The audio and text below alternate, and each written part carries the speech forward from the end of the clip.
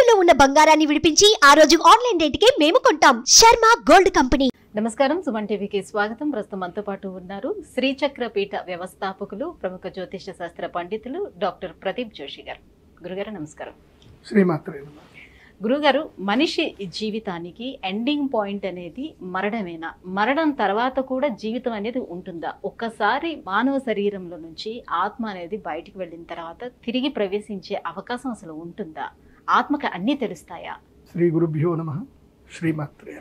ఈ విషయం మీకు తెలియాలంటే మీరు ఆదిశంకరాచార్యుల చరిత్ర చదవండి. ఆదిశంకరాచార్యుల వారి సినిమా ఉంటుంది, సంస్కృతం.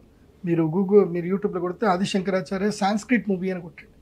ఇదేదో కొత్తగా మన తెలుగు కూడా తీశారు, అది అంత యాప్ట్గా లేదు, కానీ అది చూడండి. అది ఎందుకోసం అంటే ఈ తెలుగులో తీసిందంటే కమర్షియల్స్ కలిపారు. ఇది తెలియాలి అంటే ఆదిశంకరాచార్య మూవీ సాంస్క్రిట్లో చూడండి, బాగుంటుంది. మీరు అడిగింది ఏంది, మనిషి జీవితానికి అంత్యము మరణమేనా అని అడిగారు. ఈ డౌట్ మీకు వచ్చినట్టే ఒక పిల్లాడికి కూడా వచ్చింది. నచికేతుడు అని ఒక పిల్లాడికి వచ్చింది. ఆ నచికేతుడు ఏం చేశాడు, ఈ డౌట్ వచ్చిందని చెప్పి అతను డైరెక్ట్గా యమలోకానికి వెళ్ళాడు. యమధర్మరాజు దగ్గరికి వెళ్ళి అడిగాడు, అసలు మనిషికి మరణం అంటే ఏంది, మరణం తర్వాత ఏం జరుగుతుంది అని అడిగాడు. అతను అన్నాడు, యమధర్మరాజు ఇంత చిన్న పిల్లాడు ఇంత డౌట్ అడుగుతున్నాడు ఏంటి అన్నాడు. నీకేం కావాలి చెప్పు, నీకు మంచి పిప్పర్మెంట్లు, చాక్లెట్లు, బిస్కెట్లు ఏమైనా కావాలో ఇస్తానట్టు. అవేమి నాకు వద్దు, నాకు ఈ రహస్యం మాత్రం కావాలంటాడు. ఈ రహస్యం మాత్రం నీకు చెప్పను, కావాలంటే నీకు రాజ్యం ఇస్తాను, సంపదలు ఇస్తాను, నీకు యవ్వనం ఇస్తాను, అన్నీ ఇస్తానంటాడు. గవన్ నాకెందుకు, నాకు అవ్వద్దు, నాకు ఇదే ఈ డౌట్ క్లారిఫై కావాలంటాడు. అదే కఠోపనిషత్.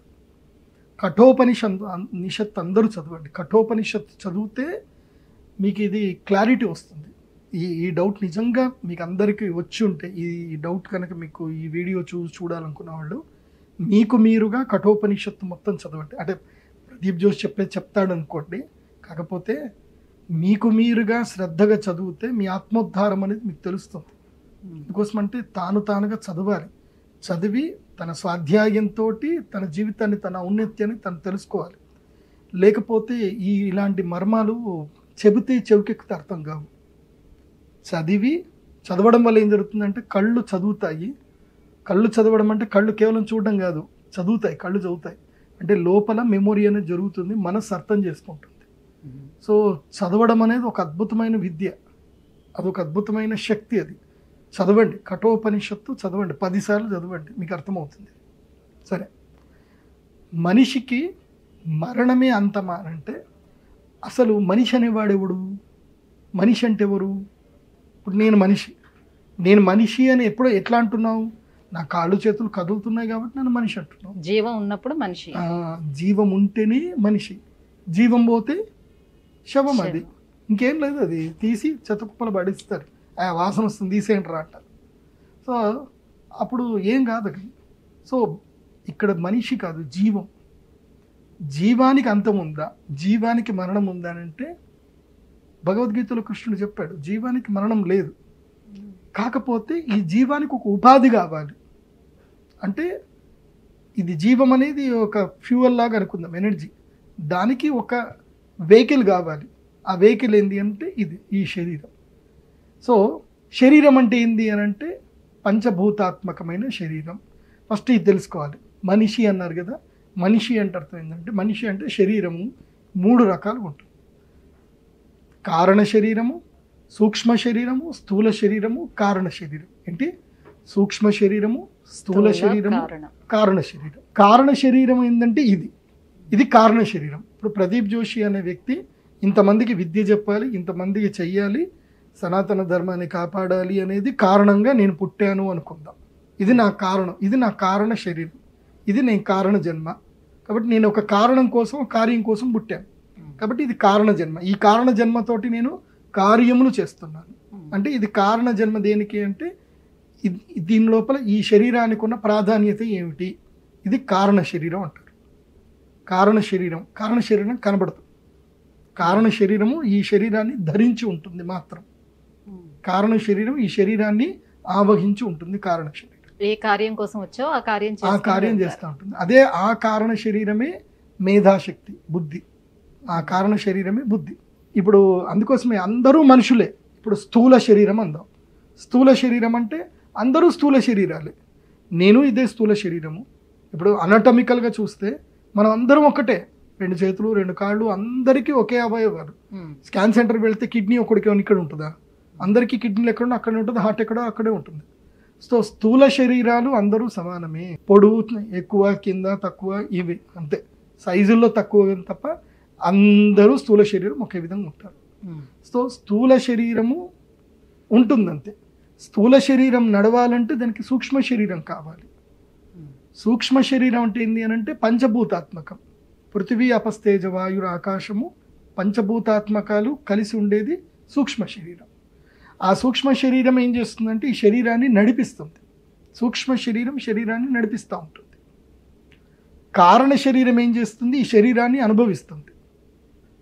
అర్థమవుతుందా? కారణ శరీరం ఈ శరీరంలో నుంచి లేదు, సూక్ష్మ శరీరం కూడా పోయింది అంటే ఈ స్థూల శరీరం పనికిరాదు. సూక్ష్మ శరీరం అంటే ఏంది? పంచభూతాలు. ఈ పంచభూతాలు ఎప్పుడైతే పనిచేస్తాయో అప్పటి వరకు శరీరం నిలబడే ఉంటుంది. ఇప్పుడు మీకు హయ్యర్ స్టేట్ ఆఫ్ యోగా చెప్తాను, సమాధి స్థితి. సమాధి స్థితికి వెళ్ళేటప్పుడు మనిషి మూలాధార చక్రాన్ని ఒడిసిపట్టి బంధత్రిదయ సంధానం అంటే 3 బంధనాలు చేస్తాడు.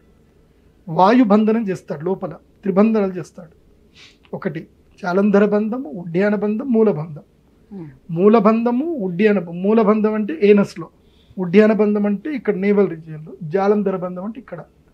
ఈ బంధం ఎప్పుడైతే చేస్తాడో మనిషి మూలాధార చక్రం నుంచి చక్రాస్ యాక్టివేట్ అవ్వడం స్టార్ట్ అవుతుంది. అప్పుడు ఈ సూక్ష్మ శరీరాన్ని వదిలి కారణ శరీరము మూలాధార చక్రం లోపలికి ప్రయాణం అవుతుంది. దాన్ని ప్రాణము అంటారు. ఆ ప్రాణము సుషుమ్నా నాడిలో ప్రవేశిస్తుంది. సుషుమ్నా నాడిలో ప్రవేశించిన ప్రాణము బయటకి ఆజ్ఞాచక్రంలో నుంచి బయటకు వస్తుంది. అంటే కళ్ళల్లో నుంచి బయటకు వస్తుంది, లేదా చెవుల్లో నుంచి బయటకు వస్తుంది. సహస్రారం నుంచి కాదు, అది గుర్తుపెట్టుకోండి. సహస్రారం నుంచి బయటకు వస్తే ఇంకా మళ్ళీ శరీరం లోపలికి రావడం ఉండదు. సహస్రారం నుంచి వస్తాయి. సహస్రారం ఎవడు రీచ్ అవ్వడు. రీచ్ అవుతే సహస్రారం రీచ్ అయ్యారు అంటే ఇంకా వాళ్ళు అల్టిమేట్ బ్లిస్ పొందినట్టే, అమ్మవారి దగ్గరికి వెళ్ళిపోయినట్టే.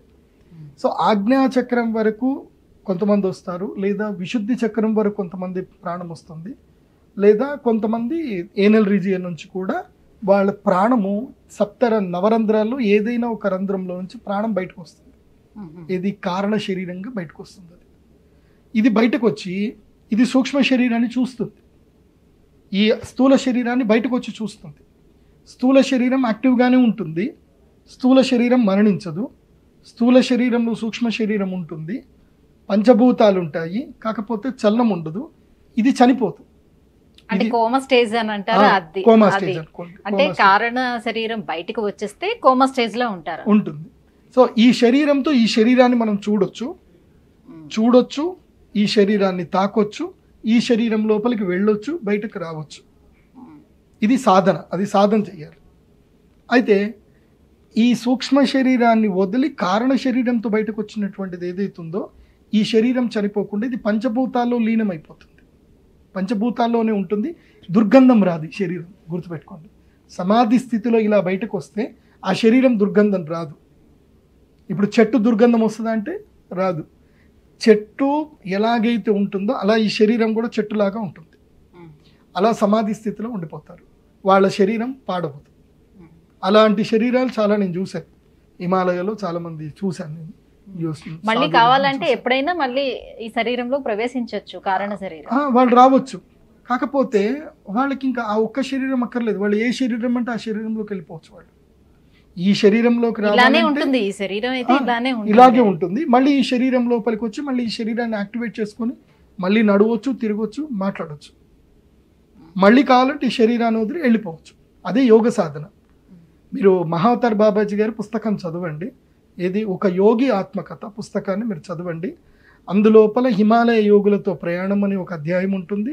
తర్వాత గురుదేవులతో మళ్ళీ కలవడం అనేది ఒకటి ఉంటుంది. ఇప్పుడు ఎవరైతే పరమహంస యోగానంద మహారాజు ఎవరైతే ఉంటారో వాళ్ళ గురూజీ నిత్యశుద్ధానందగిరి మహారాజు ఆయన శరీరాన్ని వదిలేస్తారు. ఆయన చాలా బాధపడతాడు. తర్వాత ఆయన ముంబైలో ఒక రూమ్లో ఆయన పడుకున్నప్పుడు నిత్యశుద్ధానందగిరి మహారాజు మళ్ళీ శరీరంతో కనబడతాడు. ఆయనకి దివ్య శరీరంతో కనబడతాడు. ఆయనకి ఆయన ముడతాడు, అన్నీ చేస్తాడు, టచ్ ఫీల్ కూడా ఉంటుంది. దివ్య శరీరంతో వస్తాడు. అప్పుడు ఆయన చెప్తాడు దివ్యలోకాలు ఎలా ఉంటాయని చెప్తాడు. ఆ దివ్యలోకాలు ఎంత అద్భుతంగా ఉంటాయని చెప్తాడు. మీరు చూస్తున్న ప్రపంచం ఇది కాదు, ఇంకో డైమెన్షన్ ఉంది వరల్డ్. కారణ శరీరముతోటి తను చూసినవి, మాట్లాడినవి, విన్నవి ఇవన్నీ కూడా మళ్ళీ ఈ శరీరంలోకి ప్రవేశించేటప్పుడు అవన్నీ వాళ్ళకి గుర్తుంటాయా, తెలుస్తాయా? అన్నీ గుర్తుంటాయి. అదే చెప్తున్నా కదా, కారణ శరీరం అంటే కారణ శరీరంలో 3 ఉంటాయి, ప్రకృతులు ఉంటాయి. మహత్తు అనేది ఒకటి ఉంటుంది. మహత్తు లోపల అహంకారం ఉంటుంది, రజోగుణము, తమోగుణము, సత్వగుణము, అహంకారము, ప్రకృతి, ఇవన్నీ కూడా దాని లోపల లీనమై ఉంటాయి. దాన్నే మహత్తు అంటారు, కారణ శరీరం. ఆ కారణ శరీరంతో ఉన్న వాళ్ళకి ప్రపంచం పోకడలు అన్నీ తెలుస్తాయి. They can travel anywhere with in span of సెకండ్లో వాళ్ళు ఎక్కడికైనా ట్రావెల్ చేయొచ్చు. ఆ శరీరంతో, ఇక దాన్ని సూక్ష్మ శరీరం అనుకోండి, కారణ శరీరం అంటారు, లేదా సూక్ష్మ శరీరం. అది ఆస్ట్రల్ ట్రావెల్ చేయొచ్చు, మనం దాంతో ట్రావెల్ చేయొచ్చు. ఇప్పుడు నేను అమెరికాకి వెళ్ళిపోవచ్చు ఆ శరీరంతో, ఎక్కడికైనా వెళ్ళిపోవచ్చు. ఎందుకోసం అంటే అది శబ్ద తన్మాత్రంగా మారిపోతుంది. ఇప్పుడు నేను మాట్లాడుతున్నాను, ఇక్కడ ఫోన్లో మాట్లాడుతున్నాను, అమెరికాలో ఉండే క్లయింట్ వింటున్నాడు కదా నాకు ఫోన్లో. ఎన్నిసేపట్లో వింటున్నాడు? క్షణం లోపలే వింటున్నాడు, ఫ్రాక్షన్ ఆఫ్ సెకండ్లో. సో అది దేని వల్ల జరుగుతుంది? శబ్ద తరంగాల వల్ల జరుగుతుంది. అది ఏ పంచభూతాల్లో ఏ భూతం అంటే ఆకాశ తన్మాత్రం అది. సో ఆకాశ తన్మాత్రం లోపలికి లీనమైపోతారు కాబట్టి వాళ్ళు ఎక్కడికైనా ట్రావెల్ చేయగలుగుతారు. అందుకోసమే నేను ఒక వీడియో చేశాను, చాలా మంది చూసి ఇది రియలైజ్ అయ్యారు, అద్భుతంగా వాళ్ళు ఎనర్జీ కూడా పొందారు. మహాతార్ బాబాజీ గారి వీడియో చేశాను. ఇప్పటికి కూడా మీ అందరికి చెప్తున్నాను, మన యొక్క శక్తి మనం వాడుకుంటుంది చాలా తక్కువ. మనము ధ్యానం లోపల మహాతార్ బాబాజీ గారి meditation 108 days daily early morning 3:30 to 5:30 ఈ 2 hours మహాతార్ బాబాజీ గారి ఫోటో పెట్టుకోండి, ఒక దీపం వెలిగించండి, కూర్చోండి, మహాతార్ బాబాజీ కళ్ళల్లోనే చూస్తూ ధ్యానం చేయండి. చేయండి. ఆటోమేటిక్గా మీ కళ్ళు మూసుకుపోతాయి, మీరు అంతర్ముఖులైపోతారు, వెళుతూ ఉంటారు, ట్రావెల్ చేస్తారు. 108 రోజులు మీరు ఈ ట్రావెల్ చేసి 108 రోజులు ఒక యోగి ఆత్మకథ పుస్తకం చదవండి, మీతో మహాతార్ బాబాజీ గారు కనెక్ట్ అయిపోతారు. ఆయన ఇలా చిటికేసే లోపల మీ దగ్గరకు వచ్చేస్తారు. మీ బాధ ఏదన్నా ఆయన వింటాడు, ఆయన వచ్చేస్తారు. ఇంకా ఆయన ఆస్ట్రల్ ట్రావెల్ చేయగలుగుతాడు. ఆయనకు మరణం లేదు. ఆయన ఎంతోమంది మహానుభావులందరినీ గెలిచాడు, అందరి దగ్గర ఉన్నాడు ఆయన. సో అలాంటి మహాతార్ బాబాజీ లాంటి వారిని మీరు ఉపాసన చేసుకోండి. ఈ శక్తులు ఏందో మీకు తెలుస్తాయి. ఇది పెద్ద ఇప్పుడు మనము స్లీప్ లో ఉండేటప్పుడు, కొంచెం డీప్ స్లీప్ అని అంటాము, అలాంటి స్లీప్ లో ఉండేటప్పుడు కూడా మన కారణ శరీరం అనేది బయటకు వస్తుందా ఆ టైంలో? మళ్ళీ మనం మేల్కొనేటప్పుడు లోపలికి వస్తుంది మనకి, అంటే వేరే ఎక్కడో కొన్ని చూసిన ప్లేసెస్ లాగా అనిపిస్తూ ఉంటాయి మనకి, కళ అని మనం అనుకుంటాం కదా, ఈ సో పర్సన్ ఎక్కడో కలిసామని అనిపిస్తూ ఉంటుంది, ఆ ఫీల్ తెలుస్తుంది కదా. Yes, according to Garuda Puranam, Srimad Bhagavatam with ప్రమాణం చెప్తున్నాను, ప్రతి మనిషి సుషుప్తి అవస్థకు వెళ్ళినప్పుడు 5 సెకండ్ల పాటు సమాధి స్థితికి వెళ్ళిపోతాడు. ఆ 5 సెకండ్లలో ఈ కారణ శరీరము ట్రావెల్ చేసి వచ్చేస్తుంది. 5 సెకండ్స్ చాలు, 5 seconds మోర్ ఎనఫ్. ఆ 5 secondsలో మనం రోజంతా ఏమేం చేసాం, ఏం కథ మొత్తం చిట్టాపద్దులు ఉంటే అన్ని యమధర్మరాజుకి అప్పచెప్పేసి వచ్చేస్తుంది కూడా. ఇది ఆల్రెడీ మనకి శ్రీమద్ భాగవతంలో పురంజనోపాఖ్యానంలో ఉంటుంది. మీరు చాగంటి కోటేశ్వర గారు ప్రవచనం చూడండి, పురంజనోపాఖ్యానం, ఆయన చెప్పేది బాగా వినిపిస్తుంది, మంచిగా అర్థమవుతుంది మీకు. పురంజనోపాఖ్యానం చెప్పారు. సో మన శరీరంలో మనం ట్రావెల్ చేసి మన బయటకు వచ్చి మనల్ని చూడొచ్చు. ఇంపాసిబుల్ కాదు, చాలా ఈజీ, అది పాసిబుల్. మీరు సాధన చేయాలి. ఆ సాధన చేయాలంటే ఈ మానవలోకానికి సంబంధించిన ఇహభోగాలు అన్నిటి మీద మీకు వైరాగ్యం రావాలి, దేని మీద ఆశ ఉండొద్దు. అట్లా మీరు పూర్తిగా అన్నీ వదిలేసి మీరు కనుక మెడిటేషన్ చాంటింగ్ చేస్తే మీరు మెడిటేషన్లోనే, మీ ధ్యానంలోనే మీరు బయటకు వచ్చి ధ్యానం చేస్తున్న మిమ్మల్ని మీరు చూడొచ్చు బయట నుంచి. You can perceive. మీరు కళ్ళు మూసుకొని ప్రపంచానంతా కూడా చూడొచ్చు, థర్డ్ ఐ తోటి కూడా చూడొచ్చు. అంటే కొంతమంది చెప్తారు, నాకు ఈరోజు ఈ డ్రీమ్ వచ్చింది, ఈ కళ వచ్చింది, సో ఇలా వచ్చిందనే ఒక 2-3 daysలోనే మళ్ళీ అది సేమ్ అదే వాళ్ళకి రిపీట్ అవ్వటం అక్కడ కనిపించిన అలా జరుగుతుంది. నిజానికి అలా అవుతుందా? సో స్మృతి అంటే మెమొరీ. మీకు ఈ జన్మ మెమొరీ కాదు, మీరు కొన్ని లక్షల జన్మలు ఎత్తుతారు. ఎన్ని జన్మలు ఎత్తిన ఆ మెమొరీ అంతా కూడా మీకు పడుకున్నప్పుడు ఆ మెమొరీస్ మీ యొక్క ఏదైతే కారణ శరీరం ఉంటుందో అది రివైండ్ చేసుకుంటుంది. మృత్యు భయం, ఇప్పుడు మృత్యు భయం ఉంటుంది. ఆ మృత్యు భయం మీరు ఎవరికైనా చెప్పాలా? ఇప్పుడు ఒక జింక పిల్ల పుట్టి ఉంటుంది, పుట్టగానే సింహం వచ్చింది అనుకో, అది భయపడి పరిగెడుతుందా లేదా? దానికి మృత్యు భయం నేర్పించాల్సిన అవసరం లేదు. ఇంకా చాలా ఉంటాయి, కొన్ని ఉంటాయి జీవితం లోపల. ఇది జరిగితే ఇలా రియాక్ట్ అవ్వాలని మనం నేర్పించాల్సిన అవసరం లేదు. అవన్నీ శరీరంతో పాటే వస్తాయి, కారణ శరీరంతో వస్తాయి. కోపము, ఈర్ష, ద్వేషము, అసూయ, ఆశ, కోరికలు, ఆనందము, సంతోషం. ఇప్పుడు ఆనందం అనిపిస్తే నువ్వు ప్రేమించిన వ్యక్తిని హగ్ చేసుకోవాలని నువ్వు ఎవడన్నా రాశాడా? రూల్ రాశాడా? ఆటోమేటిక్గా మనం హగ్ చేసుకుంటాం. ఆనందం అనిపిస్తే మనకి ఎక్స్ట్రీమ్ ఆనందం వస్తే ఆనంద బాష్పాలు వస్తాయి, మనం వాంటెడ్లీ చేసుకోవాల్సిన అవసరం లేదు. ఇవన్నీ నేచర్లో ఉండేటివి, ఇవన్నీ బయటకు వచ్చేస్తాయి ఆటోమేటిక్గా. దీన్ని మనం ప్రాక్టీస్ చేయక మనం పిచ్చోళం అవుతున్నాం. వాస్తవంగా ఈ బ్రిటిషర్స్ వచ్చి మనల్ని పిచ్చోలు చేశారు నిజం చెప్పాలంటే. అంతకు మునుపు మన భారతదేశంలో ప్రతి ఒక్కడు మహావిజ్ఞాని. నేను ఆ బ్రిటిషర్ కల్చర్ విద్య నేర్చుకోలేదు కాబట్టి నేను ఇప్పుడు ఇంత మాట్లాడుతున్నా. గురుగారు, మనిషి జీవితానికి ఎండింగ్ పాయింట్ మరణమే తర్వాత కూడా ఇంకా జీవితం అనేది ఏమైనా ఉంటుందా? ఈ విషయాలపై మాకు వచ్చినటువంటి ఇప్పుడు చెప్పండి, మరణం ఉందా లేదా మనిషికి? అంటే ఈ ఏదైతే మీరు చెప్పారో ఈ సూక్ష్మ శరీరానికి, దానికైతే మరణం అనేది లేదు. సాధన చేస్తే మరణం లేదు. ఈ శరీరానికి కూడా, స్థూల శరీరానికి కూడా మరణం లేకుండా చేసుకోవచ్చు సాధన చేస్తే. ధన్యవాదాలు గురుగారు. సో మాకు వచ్చినటువంటి ఈ సందేహాలన్నీ కూడా నివృత్తి చేసినందుకు ధన్యవాదాలు.